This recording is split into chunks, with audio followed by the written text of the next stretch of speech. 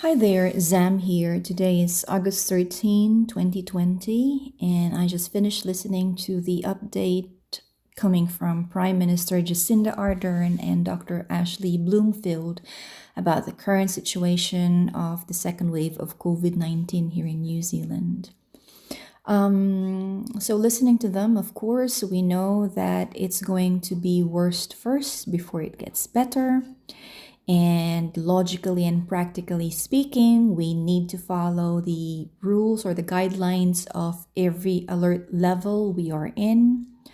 We also need to be logical about the ways we take care of ourselves. If expert says we need to practice hygiene, wash our hands, wear mask, make sure that we socially distance ourselves, then we need to do those things.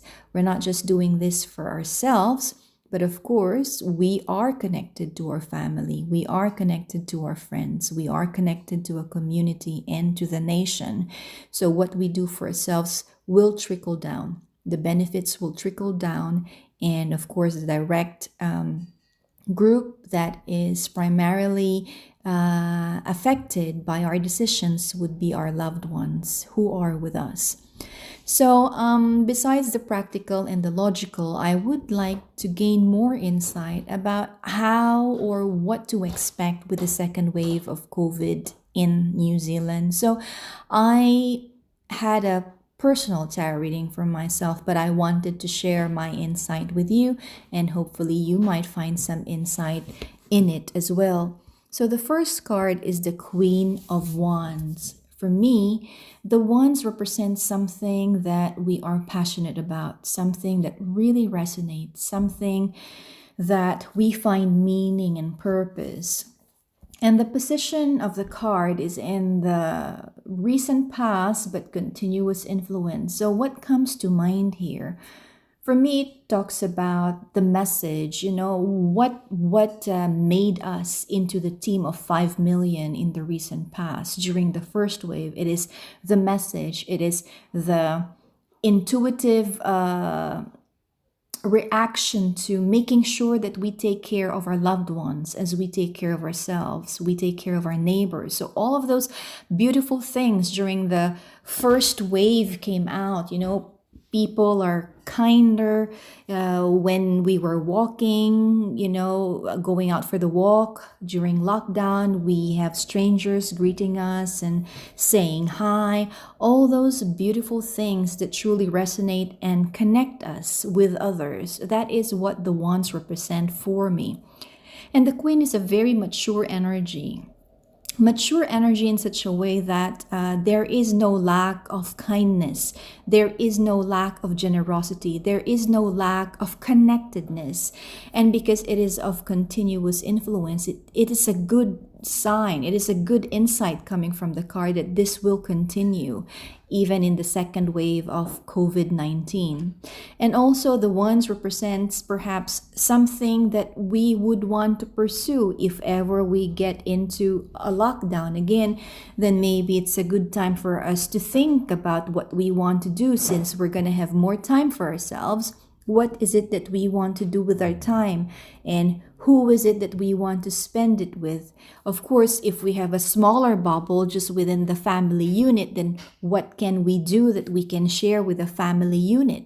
So those are the kinds of thoughts that come to mind when I see the wands. As you can see, the wands is also quite, the symbolism of the card is about happiness, celebration. So it is also saying that even in times of dread and worry, there will be things that we need to celebrate. Our health, being alive. If we still have a job, then we have to be thankful for the job. If we do not have a job, there is always hope that this is going to pass, that this is just temporary. Those are the kind of stuff that the wands wants us to think of. Plus, the Queen of Wands also talks about our need to express ourselves. So perhaps we could also find ways to express ourselves during this kinds of time. So if you are into the art, writing, reading, it's a good time to explore those things. Now, the second card is the Three of Swords. So when we have the swords, it is more about information, about objectivity, logic, and decision making. And when we have the swords cuts and cuts clean, and the sword has to be really sharp. So it is talking about the sharpness of our thoughts, the sharpness of the words that we use. Maybe it is talking about, when we're talking about words and the sharpness, it talks about our communication, the agreements we go into, and the sharpness also represents the strategy. Is it a sound strategy? Are we really great at using the information that we already have? And when we have the three, it is always talking about an agreement, not just between two people, but perhaps an agreement between two people concerning something. And that is a very apt card, because as of this moment, and even from the recent past, as a team of 5 million, it's like we have an agreement to each other, and the government has an agreement with us. And this agreement has something to do with how we conduct ourselves and have the common goal of eliminating COVID-19 and minimizing the damage that it can cause us. So that is like the agreement, the three. But the symbolism of this card, as you can see, is like heartbroken. The lady's crying and she's heartbroken, which is also quite reasonable, because in the first wave of COVID in New Zealand, many of us lost our jobs. Small businesses closed. Many of us business owners are still struggling. If we are open, we're still struggling. Many of us lost loved ones, so there are many heartaches. There's too much damage that COVID-19 has caused. And for those who have recovered, who were infected and have recovered, the damage that they suffered from the effects of COVID-19 is continuous. It will be continuous for a long time. So this is what comes to mind when I think of the Three of Swords. And of course, we have our own battles and challenges, even though we are tackling the same issues of COVID-19. When we talk about the government, they've got their problems sorting the economy. As individuals and family, we have a problem of sorting out our finances. How are we going to pay for the mortgage? How are we going to earn money to pay for other obligations? How are we going to get our food? All of those things. As a government, how can we provide? How can we keep the economy ticking? And as health workers, doctors providing service, how can we keep ourselves healthy to keep helping others who are in need? So those are the Three of Swords, the information, the strategy that we need to think of. And we need to be strong in this approach so that we minimize our own heartaches, or we are able to manage the potential disappointments. So that is what the Three of Swords for me. Now we talk about the present card, which is the Wheel. So what is the Wheel? For me, the Wheel represents a journey. Sometimes when we go to a journey, the road can be concrete pavement.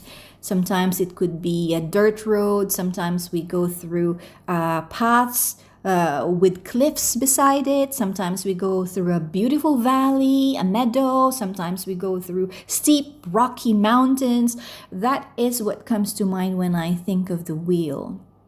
And when we go through a journey, that also means progression, because every step we take gets us nearer to where we want to be.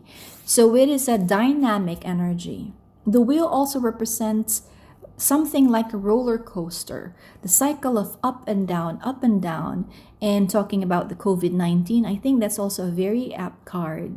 As individuals, we will have a roller coaster of emotions and thoughts connected with COVID-19 and how it's going to affect us individually. Even with the government, it's like a roller coaster for them. They think they're gonna be having some headway, and then something's gonna happen that they need to readjust things so that they continuously gain some headway. Or if some things aren't working, we should change it to make sure that we catch up and gain that headway. But the most important thing for the wheel is to get to the destination. But as important, getting to the destination is also pathfinding. What is the best way to get to that destination? So if we talk about our situation of the second wave of COVID-19 in New Zealand, then that's the question. How do we get to that destination? If for example, some of the things we did in the first wave are effective, then fantastic. We should adapt that. But if some of them are no longer working, then it's realistic and practical to find other ways to replace those things to complement what we already have. And that is what the wheel is. Just like when you're traveling, you have a spare tire, right? So that when you have a flat tire, you can change it. You temporarily pause to change the tire, and then you go ahead again. And then maybe along the way, if, for example, you get another flat tire, you find a tire shop to fix the tire. It's metaphorical. It's similar to what we need to do in combating and facing the second wave of COVID-19. But the wheel also talks about honesty in terms of this journey not being easy. So the second wave of COVID-19 in New Zealand is not going to be easy. However, it's not doom and gloom, because there is a promise there for as long as we keep our sight on our destination, which is to eliminate it. And we continuously finding the best way to get to that destination, to reach that goal. Then the wheel also represents a reward so great that once we get to that reward, and when we look back, we will say, I would gladly do that same path again and same experience, because the reward is so fulfilling and so worth it.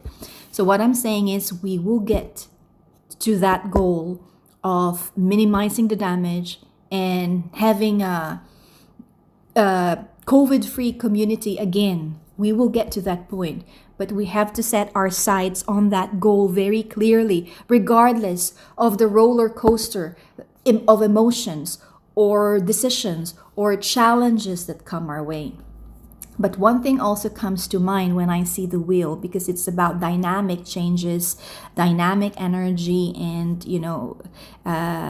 being progressive and not static. This could also talk about the strain of COVID-19 in the second wave.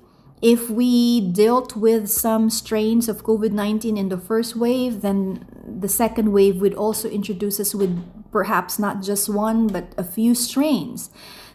I'm not saying that is what it's going to be. I'm just saying it is a potential.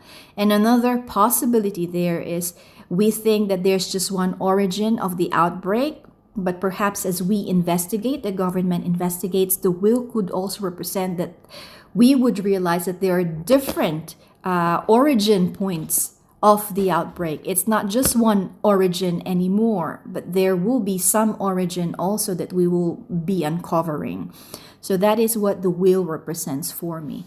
Now, when we get to the Seven of Swords, which is the near future card, again, we go back to the swords. So this is a very strategic spread.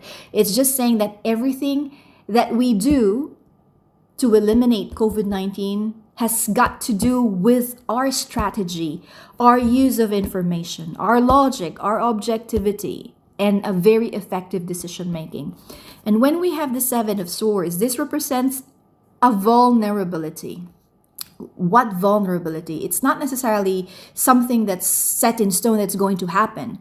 What the Seven of Swords is saying, this might be a vulnerability, so we need to get on with it. We need to be aware of it so that we make sure it never happens. And what is that vulnerability? The Seven of Swords represents a potential of us missing something precious. And because we're talking about the swords, information, So we might be missing some critical information in the near future, critical to our fight of COVID-19. So I urge everybody who is in a position or in that, the powers that be that make the decision, to please, I know you are already thorough, you are very thorough, and that is fantastic, but the cards just keeps reminding us that we shouldn't be confident, never be confident about our thoroughness.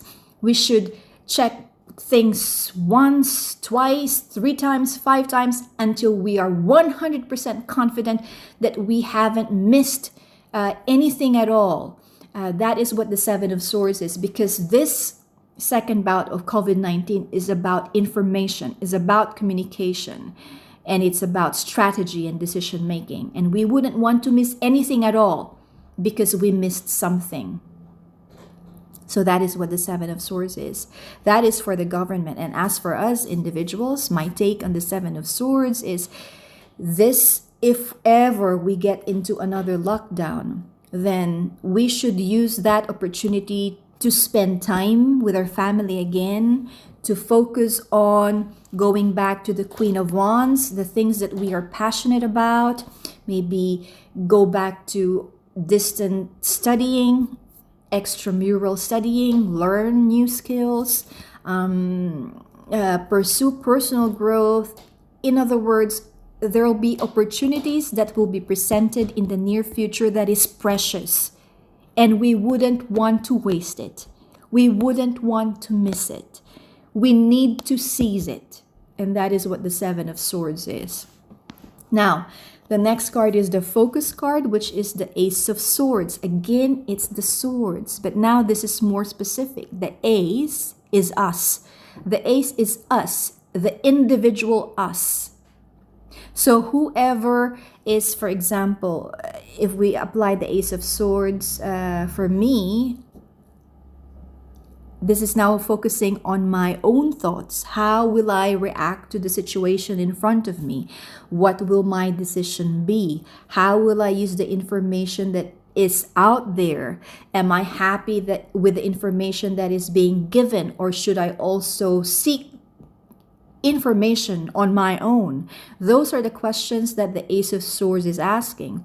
And with the information that I have, am I confident with my decision? How will my decision affect me? How will my decision affect my family? How will my decision affect my business, my community, or the team of 5 million people? So this is all about asking ourselves, being introspective, but also being clear.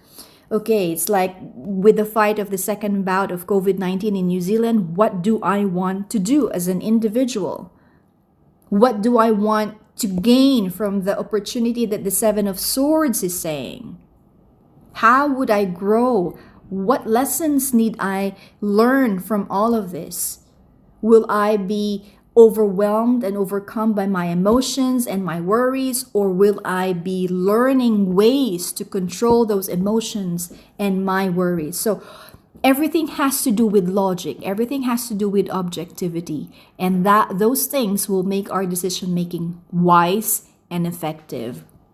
Now, the next card is the Eight of Pentacles. And for me, what is the Pentacles? The Pentacles has everything to do with our actions. Our actions, and it also represents everything that ties us to this world. It's the physical world, the material things. And when we talk about the physical world, the material things, we talk about our health, our money, our jobs, our relationship, our achievements, everything that can be touched, everything that is tangible. That is what the Pentacles talk about.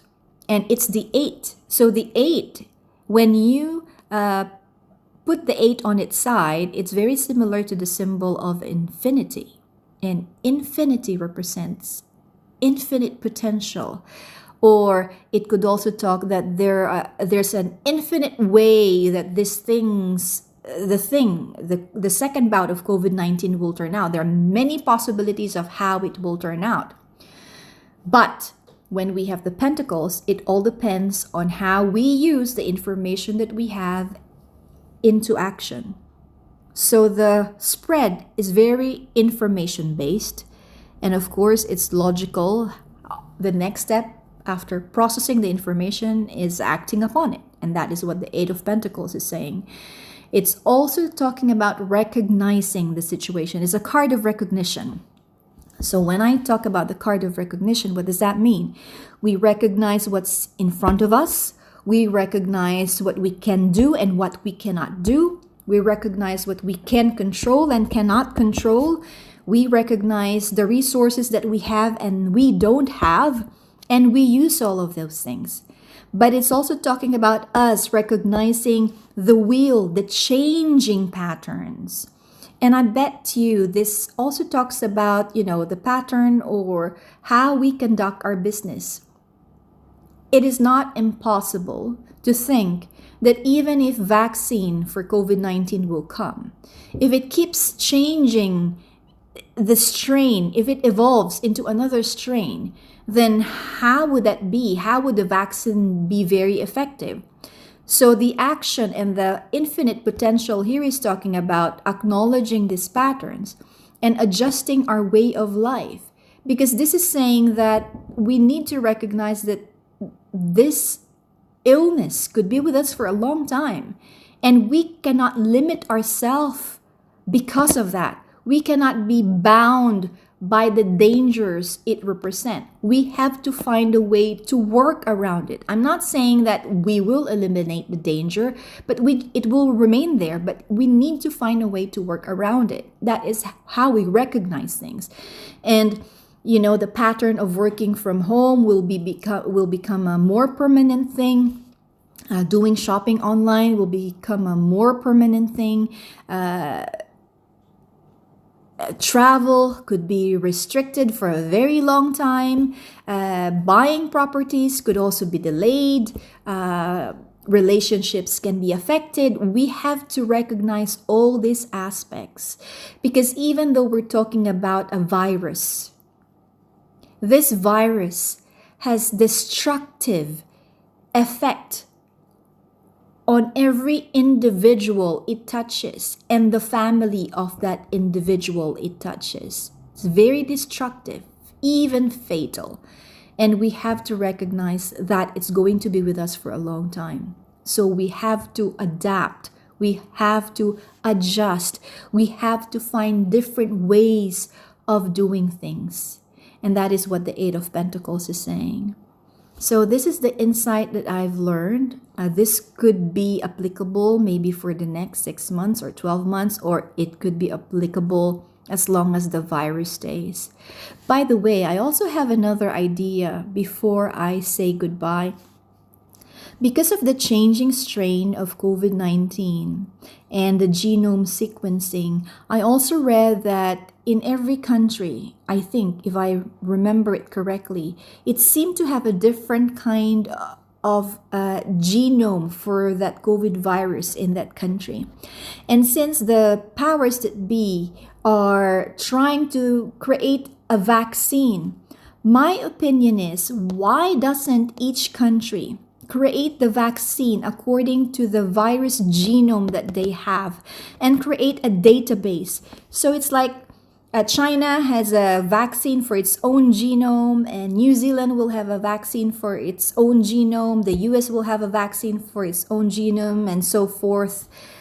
And put a database out there with all this genome so that if, for example, a genome from China suddenly found its way to here in New Zealand, or a genome from New Zealand found its way to Germany, or vice versa, then we have a database of vaccines of different genome that is accessible to everybody. And I think that would be a great way to fight COVID-19 by creating this shared data or shared repository of different vaccines according to different genomes of the virus. Of course, it's going to be very, very expensive, but I think it's going to be very effective as well. And in helping, countries, of course, if there's a need, that country will buy from that country and vice versa.